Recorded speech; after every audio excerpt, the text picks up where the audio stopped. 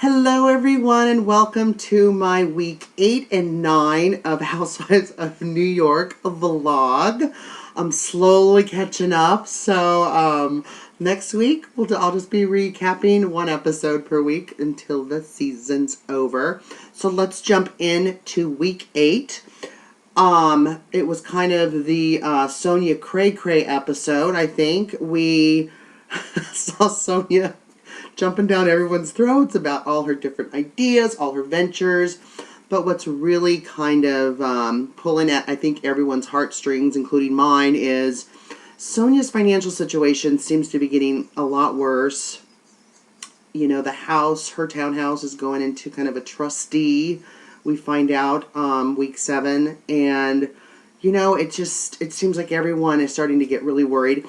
Ramona is telling everyone that will listen about Sonia's business, which I think is funny because when the newbie Kristen tries to help and brings her husband in to kind of help with Sonia, and any time Kristen talks about it, Ramona's offended and says, "What? It's none of your business." Ramona, you've made it everyone's business, okay? I appreciate Sonia for, you know, trying to stay positive. By lighting an abundance candle towards the end of this episode. I'm going to take her advice. I want to light Need More Time in the Day candle so I can get all my vlogs done and everything else. This episode also, too, was really great because we got to see, you know, a good side of Aviva with, you know, her ex-husband, her current husband. Everybody can kind of sit down for dinner and have a peaceful night. And I think, you know, considering all the stuff that's gone on with Aviva, with Carol, and all of that craziness, I think it says a lot for Aviva to have her family be able to sit down to dinner and everyone act like adults. It's really nice. This episode ended with Sonia being kind of stood up by her young guy. We find out even, too, towards the end that Ramona called his mother. Really? Mother? Sonia's in mid-40s. I'm going to be generous. You know, I like Sonia. I think it's fun that you can just kind of keep it fun. You know, like she said, dating him for a few weeks. Whatever floats your boat. Everyone's a consenting adult, so I think it's hilarious.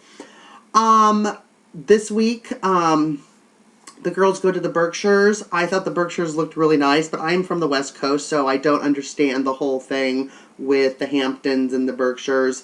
You know, Heather has her own house. I think it was a gorgeous house. I love the lake. It was really nice. You know, it's funny because normally on the Housewives, there's a particular housewife that kind of gets the bad edit, and I think the producers are fighting between Ramona and Sonia. Because this episode, Ramona's getting a really bad edit. You know, she's constantly going after Kristen with all of her stuff. I think, you know, I don't think she's really realizing how assertive Kristen is. And I love it, so keep it up, Kristen. You know, and then they're fishing in a canoe. Ramona's still complaining and then throws a drink at her. I think the previews up until the season started really blew it out of proportion. What? Not that. But we learned Kristen just gets a fat lip, and that's pretty much it. Previews for next week look really good. Ramona takes a private plane to the Hamptons to attend a party at Molly Sims, so that's going to be fun. And yeah, that's it. So, still a good season, still loving Carol, Team Carol all the way. It was nice to say some good stuff about Aviva. Please go to yourrealityrecaps.com, read Zach's blogs on Housewives of New York, Housewives of Orange County, all of it.